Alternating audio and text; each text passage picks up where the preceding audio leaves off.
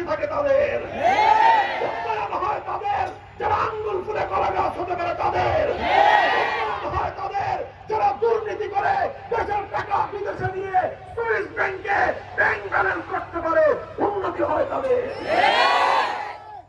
গরিব মানুষ, মেহনতি মানুষ, তারা কষ্টার্জিত অল্প সম্পদ উপার্জন করে, তাদের ইনকাম 10 টাকা বাড়লে জিনিসপত্রের দাম বাড়ে 20 টাকা।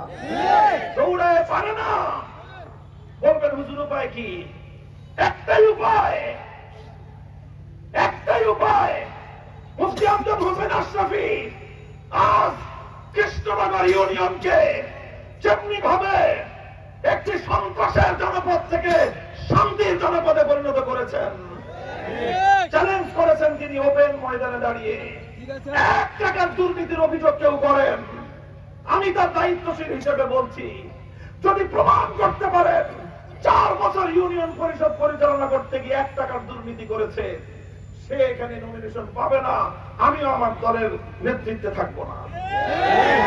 আমরা দায়িত্ব নিয়ে কথা বলছি।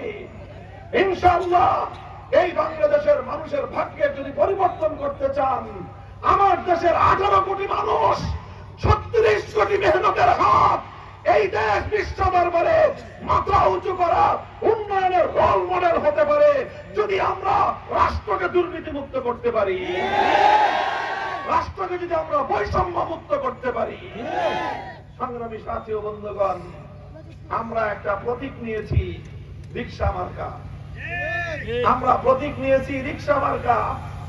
রিকশা চালায় বড় লোকেরা, গরিব মানুষ রিকশা চালায়, মেহনতি মানুষ রিকশা চালায়। এই মেহনতি মানুষের রিকশার প্রতি আমি আপনাদের জননন্দিত নেতা মুফতি আমজাদ হোসেন আশরাফির কাছে রেখে রিকশা সহ আমজাদ হোসেন আশরাফিকে আপনাদের কাছে আমানত রেখে গেলাম।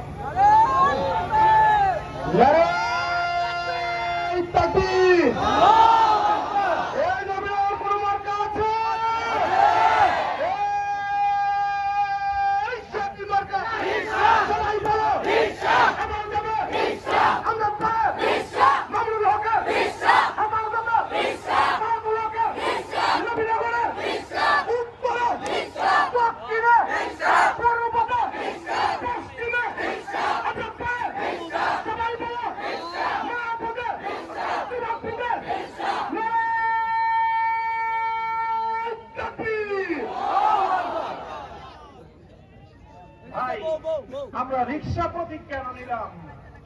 রিকশা প্রতীক নিয়ে আমরা একটা কথাই বোঝানোর চেষ্টা করছি যে ইনশাআল্লাহ বাংলাদেশে আজ পরিবর্তনের হাওয়া বইছে। 24 বিপ্লবের পর প্রমাণ হয়ে গেছে দেশের ভাগ্য পরিবর্তনের জন্য বড় রাজনৈতিক দলের দরকার নাই, বড় নেতার দরকার নাই। এদেশের যুব সমাজ, ইয়াং জেনারেশন এই দেশের ভাগ্য পরিবর্তনের সিদ্ধান্ত নিয়েছে। আমি দায়িত্ব নিয়ে কথা বলছি। অনেক রঙের বাংলাদেশ আপনারা দেখেছেন, অনেক নেতার অনেক দলের বাংলাদেশ দেখেছেন। আমরা পণ করেছি আগামীর বাংলাদেশ হবে ইসলামের বাংলাদেশ।